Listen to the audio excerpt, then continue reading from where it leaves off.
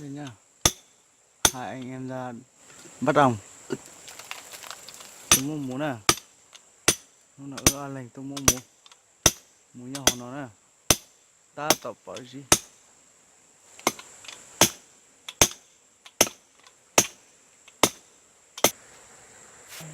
Nè, to. Muốn gì sao? Bị hổ lúc khó rồi, muốn mày muốn xuống đi mua cái say rồi, rất đắt bù, thì sao rồi? Nó có pin mua chứ hả? Khó mà to chập rồi. Muốn bị hổ đâu, nãy đắt bù, rất tật ta, hổ cá này mày. Không tới không có giờ dư tạo không nó số nó một hồi giờ dư đấy bao bây giờ đi xây phố hốc khó cần cho hốc các khó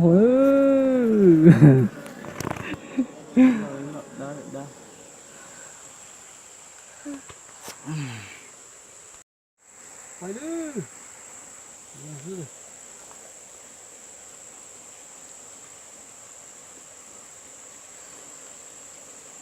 nó mày rất là ta ơi mà ít phải chân chịu thế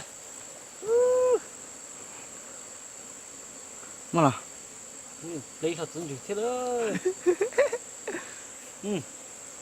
mà tiếp lấy chân chịu thế ô lạ được thế là gì thế nè đây nha gì sợ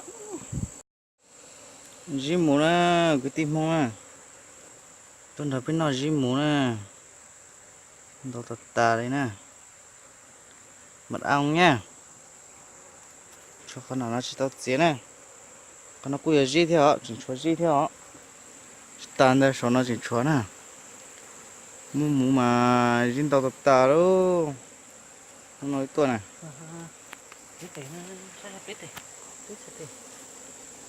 wow cái tim không nè chỉ tao chế nhóc có chạy kia số lo